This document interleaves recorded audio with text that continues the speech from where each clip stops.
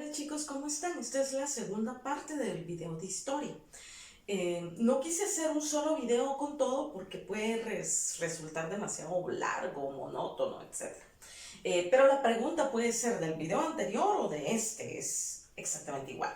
Bueno, nos quedamos en la independencia y la colonia. Durante todo ese tiempo estuvieron los conservadores, se asentó una cierta normalidad en el territorio y durante un tiempo se acabó un poco la presión sobre poblaciones indígenas, se eliminó la encomienda, las poblaciones tuvieron cierta relatividad de tranquilidad.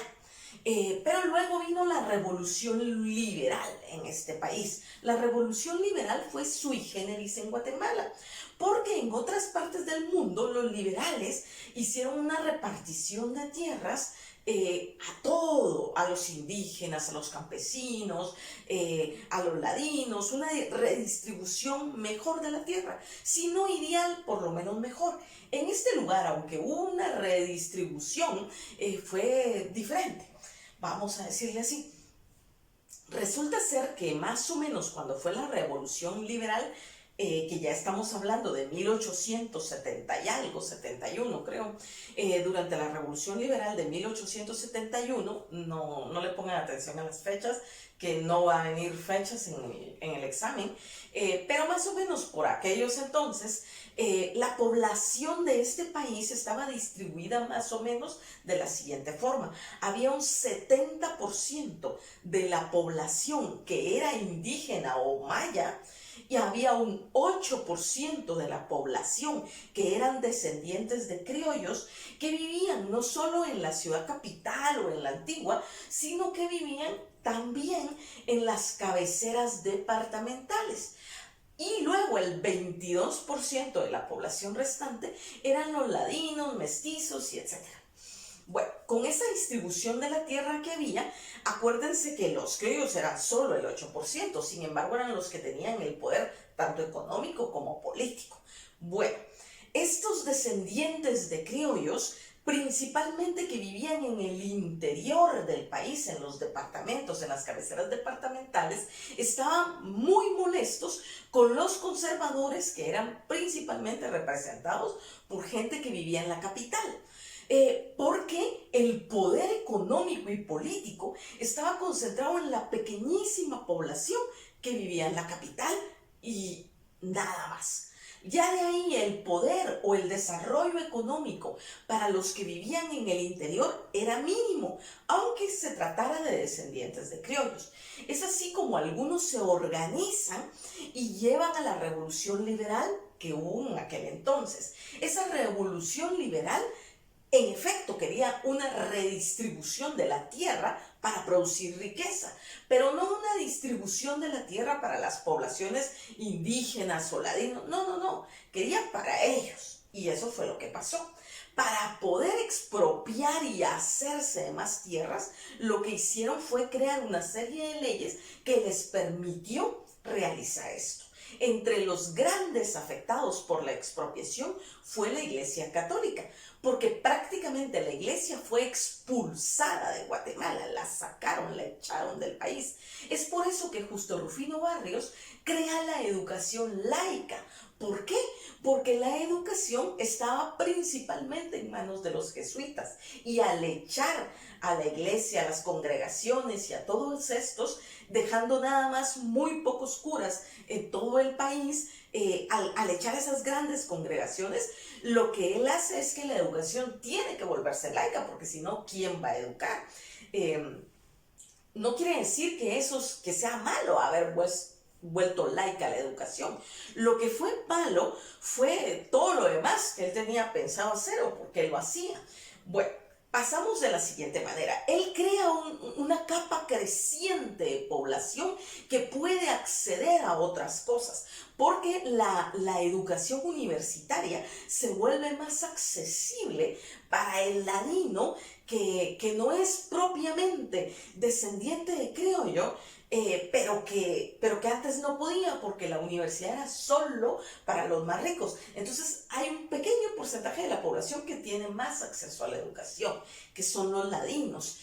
Crea el Código Civil, crea el Código de Comercio, legisla, hace nuevas leyes para dinamizar la economía del país. Él quiere darle un auge económico a este país. Sin embargo, la visión que él tiene de cómo hacer este auge económico es bajo la presión, opresión, discriminación y expropiación de tierras de las poblaciones indígenas. Entonces también hacen leyes que le quitan a las municipalidades, a los pueblos indígenas, a una serie de instituciones de tipo maya, los derechos que tenían desde la colonia a ciertas tierras. Les son retirados esos derechos. Muchas municipalidades que contaban con enormes propiedades de tierra se las quita.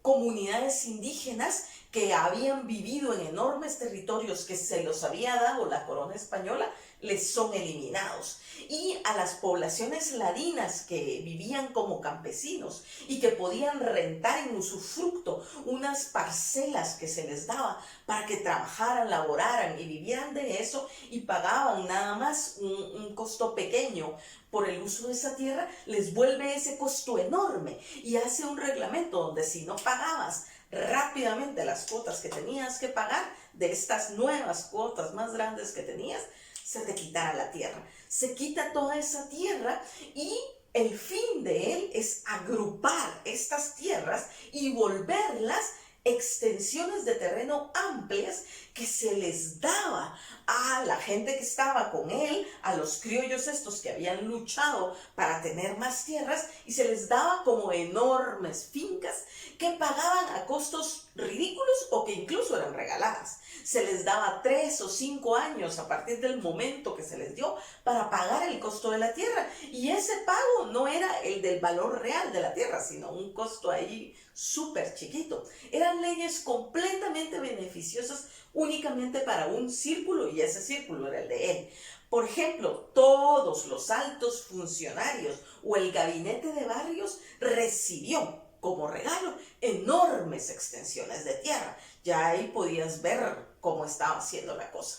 Bueno, después que él empieza a quitar las tierras y forma estas fincas grandes que puede ir regalando o vendiendo a bajo costo, ellos se ven enfrentados a la necesidad de tener mano de obra que ponga a trabajar estas tierras para lo que ellos querían hacer, que tenían pensado introducir principalmente caña de azúcar y café. Caña de azúcar en la parte de la costa y café en las partes más altas. Los departamentos principalmente afectados por lo del café fueron Quetzaltenango, San Marcos y las Verapaces. Esos fueron los departamentos donde más se introdujo lo del café, y el azúcar en la costa. Retalhuleu, Escuintla principalmente, y unas partes de ahí, azúcar. Las poblaciones aledañas a estos lugares o a estas fincas que se estaban creando necesitaban ellos que esas poblaciones vinieran a trabajar con ellos, pero no tenían capital como para pagarles. Como no tenían capital, entonces crean leyes y reglamentos que los hacen abusar, oprimir y esclavizar a las poblaciones indígenas nuevamente. Primero empiezan mediante una circular de mandamiento de indios, donde a los alcaldes se les ordena mandar indios a las fincas que los requirieran, depende de la necesidad de cada patrono, ya fueran 50 o 100. Sin embargo, con todas estas regulaciones que hubo, se podían pedir hasta 200 indígenas.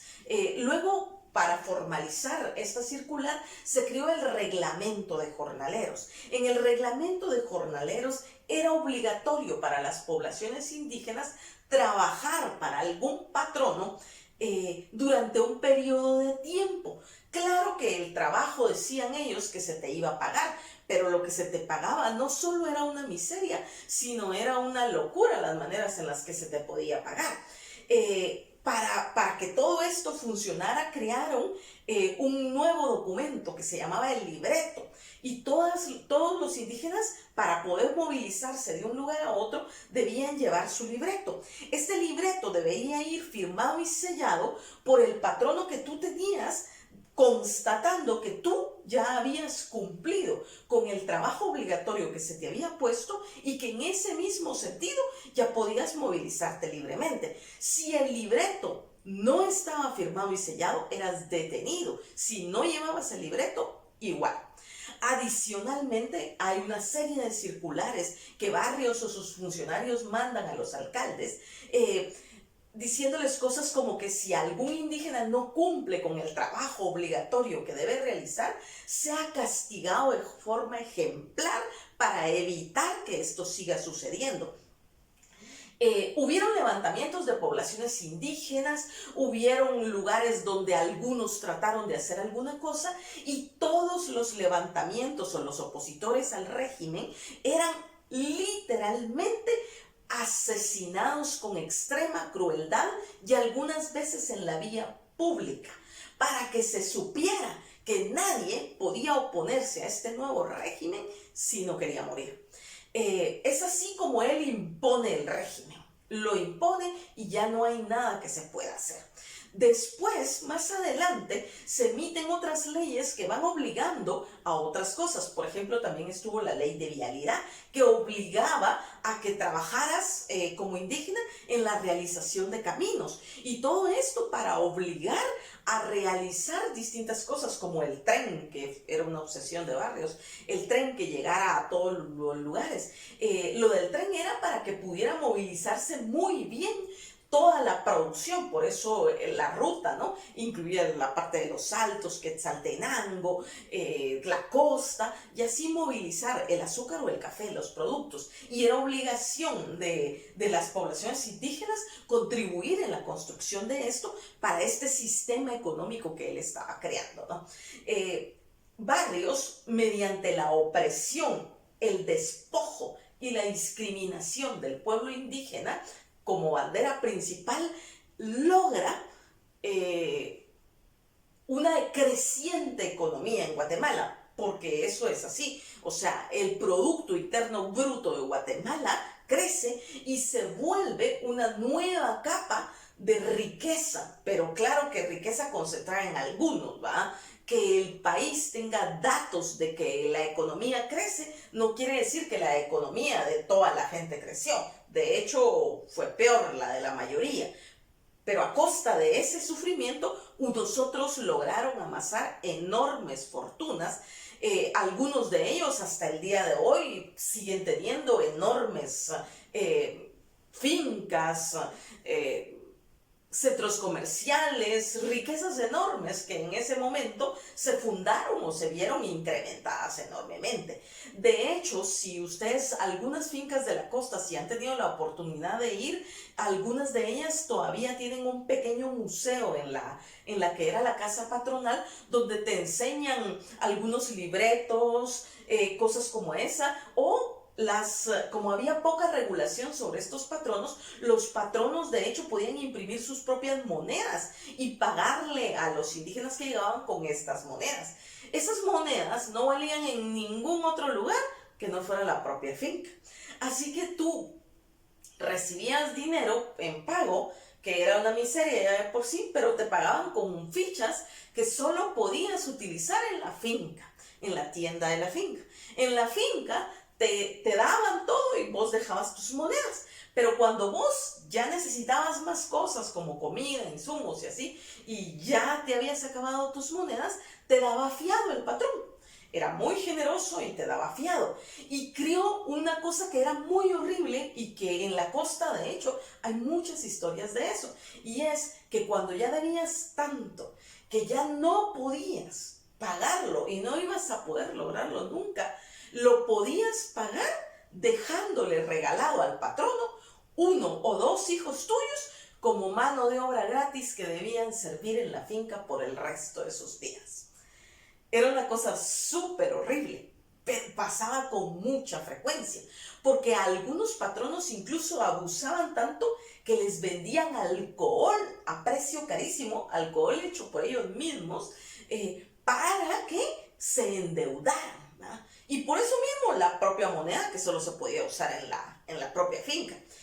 Era una situación realmente horrible la que vivió la población indígena durante ese periodo. Después del propio momento de la colonización, este de los liberales es uno de los peores momentos para la población indígena en este país, porque se vieron completamente despojados, se vieron discriminados y se vieron esclavizados. El libreto era casi un sello en la piel. Tenías que tenerlo siempre y si no lo tenías, te ibas preso. Para reforzar que todo esto se diera, hubieron otras leyes periféricas que Barrios fue creando. Por ejemplo, creó un código civil que establecía un procedimiento exacto para que tus tierras fueran registradas. Eso era importante porque estas tierras que estaban expropiando debían registrarlas.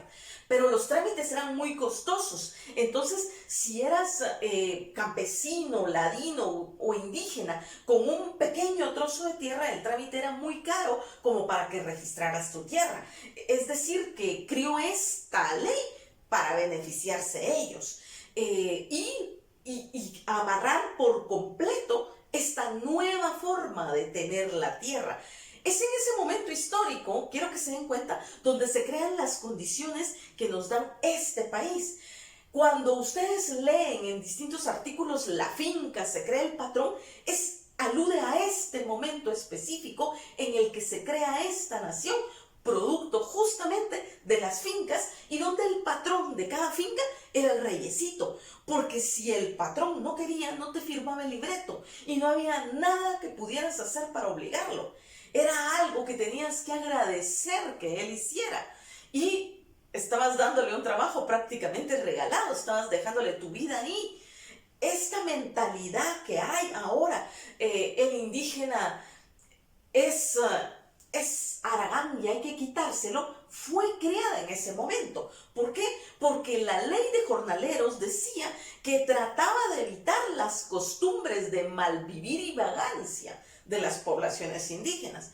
Adicionalmente, Barrios manda otra serie de circulares a los alcaldes para promover que los indígenas no puedan vivir en lugares aislados, sino que vivan concentrados en poblaciones. ¿Para qué? Con el objeto de tenerlos controlados a través del libreto y saber exactamente cuántos son.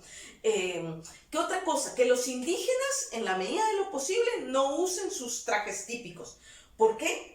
Porque eso te da identidad y él estaba quitándote la tierra y quería quitarte la identidad para que dejaras de pelear por...